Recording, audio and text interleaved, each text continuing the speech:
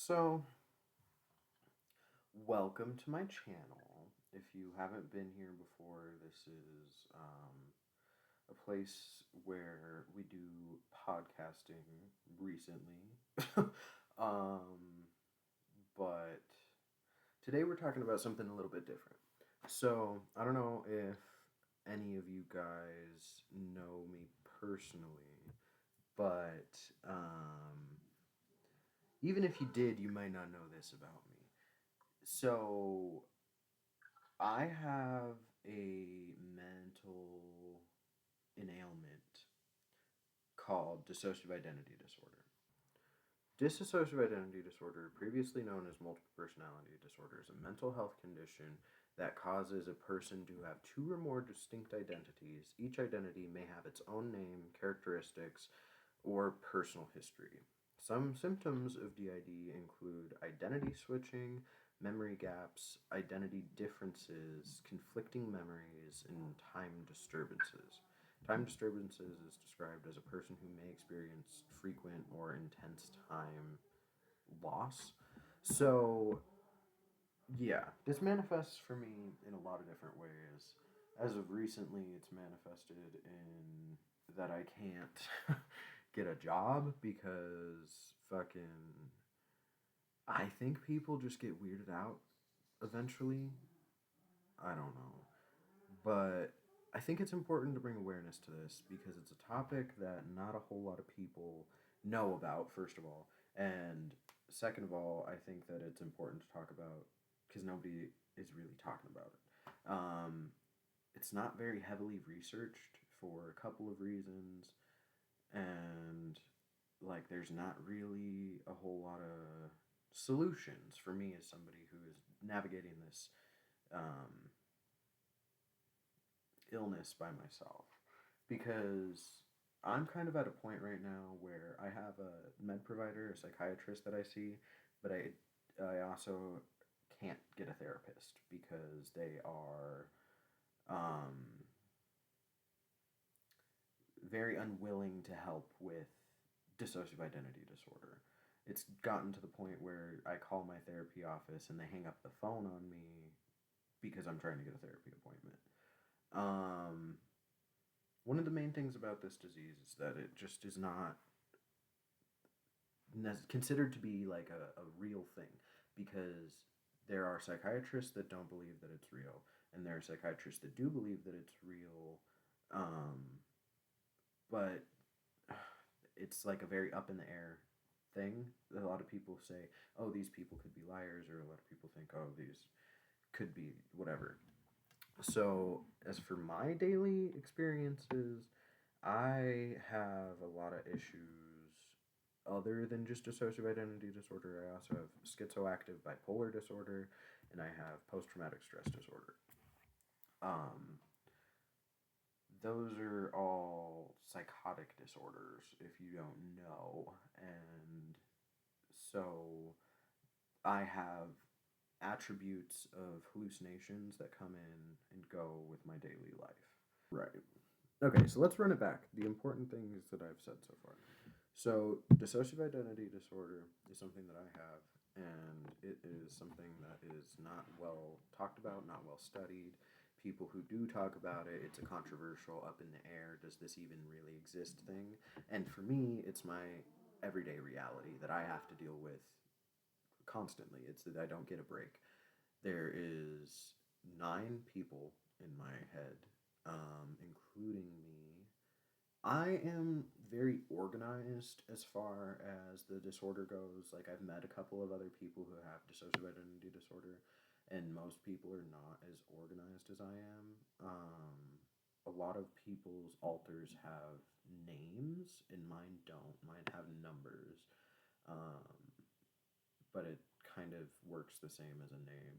So I have 1 through 9 is people in my head, and then I have me, Isaiah, that is number 8. Um, Me, Isaiah, is the person that you see most of the time. I am number 8 out of the 9 of us, and the other one that you see most of the time, his name is 2, and he the way you can tell most of the time is he's got a southern accent in the internal space. So sometimes I come out with a little bit of a twang in my talk, and that's most of the time when two is out. But other than that, I don't normally have like big body switches, like unless I'm very emotionally heightened. So, um, it's a little bit different for me too because most of the time I exist as me. I just occasionally come across emotional situations that force me to have a switch. So, anyway, what I was talking about is that there is a system in place because I am so organized, um, with like my internal world. So I have four different rooms in my internal world where people that are the different personalities exist. So they're kind of all linked together at this point, but like one, two, four, they share a room. Five and six share a room.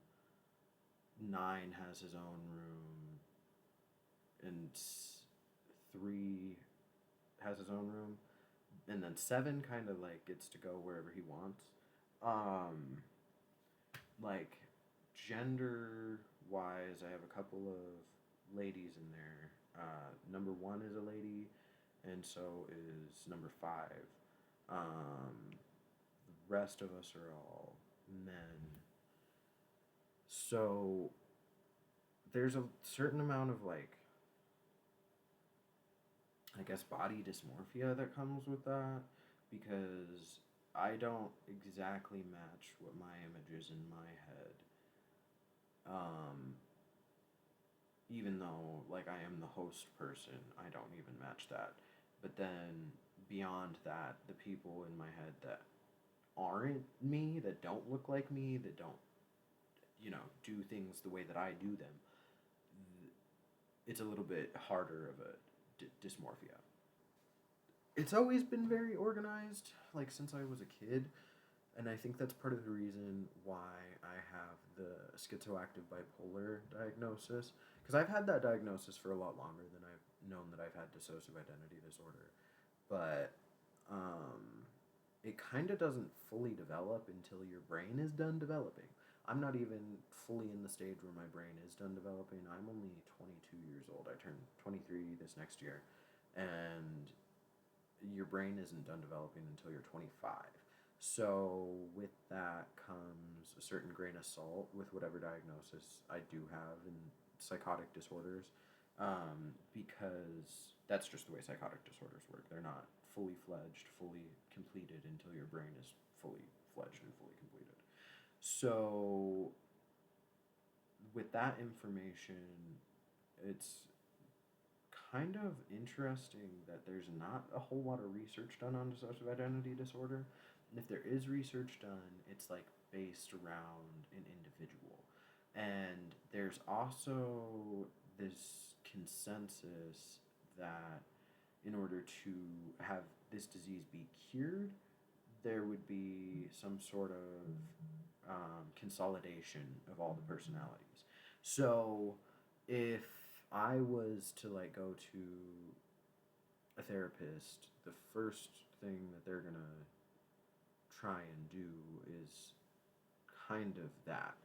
And then, as they get to know me or whatever, that story might change a little bit. But for somebody who is solely looking at just my diagnosis and going to talk to me about that, then they would be looking to put back together my mind where it has split apart.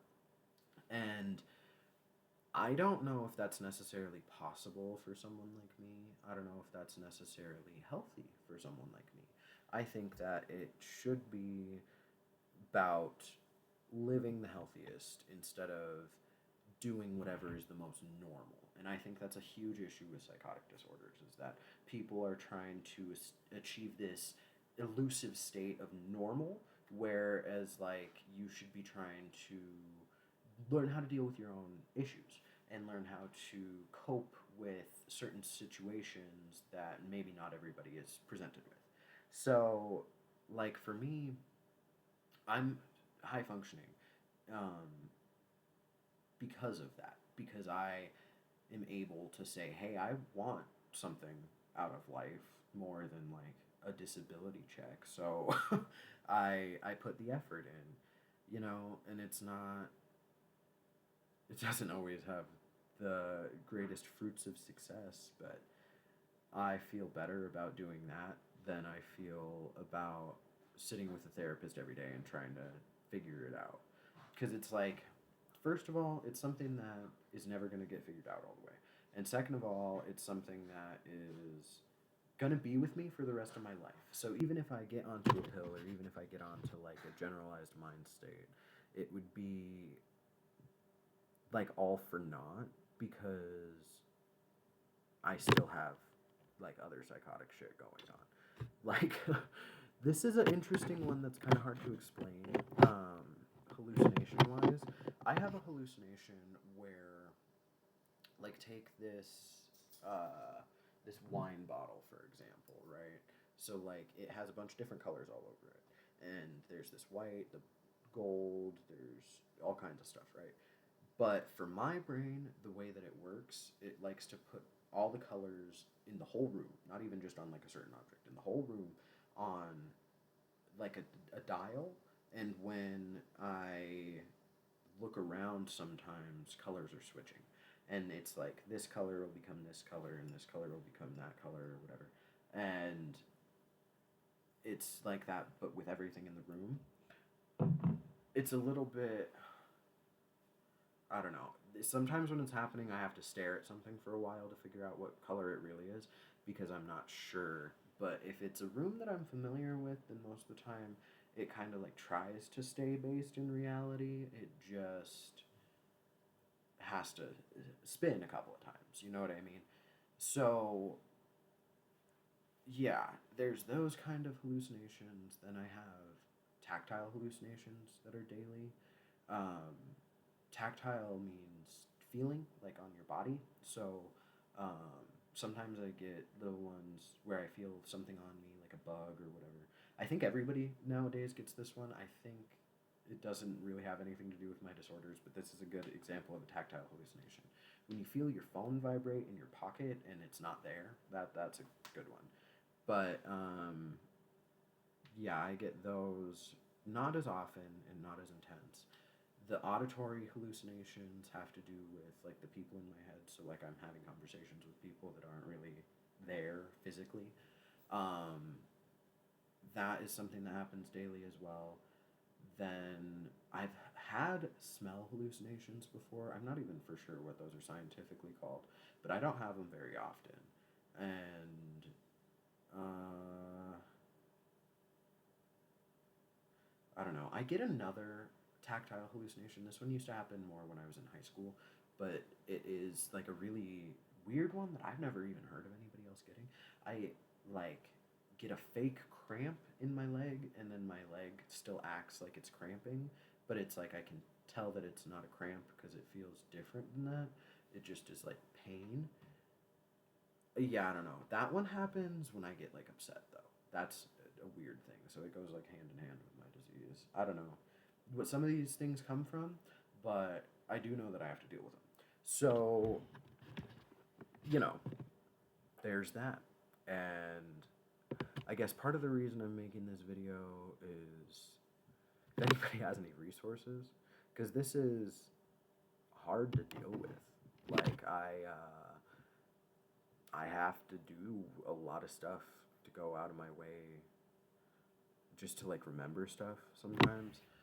I was very recently trying to file for unemployment, and I was going and doing my stuff or whatever, but it got to the point of stress where like nobody would help me like figure out what I needed to do, that I started having amnesia moments. I started blacking out, and I switched while I was there, and Isaiah didn't remember what happened. And the next time that I went there after that, I had a lady who came right up to me and said, "Oh, hey Isaiah, what's going on? Oh, blah, blah, blah, all this about this." But she said my name. I had never met that lady before in my entire life. I had never even seen her face. I had never, like, but she knew exactly who I was. So that's like one of the scary sides of this disease is you don't necessarily know that you can trust yourself, and you don't necessarily know that you can trust anybody else either, because there's a lot of stuff going around. I've lost friends over it. I've lost friend groups over it. Like, okay, for an example, I had a friend who um, we would fool around together or whatever, and he ended up dating one of my friends later on in life, one of my other friends, and he at certain points would deny that we ever did anything together, and I have like very vivid memories of this.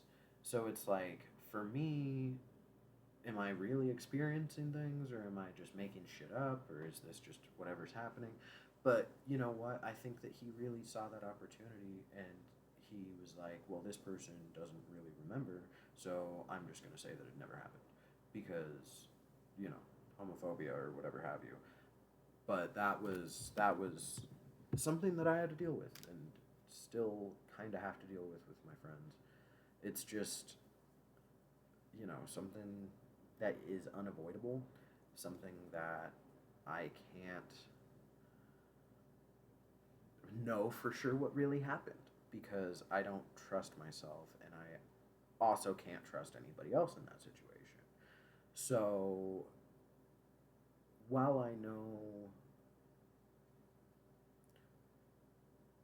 certain things, I don't.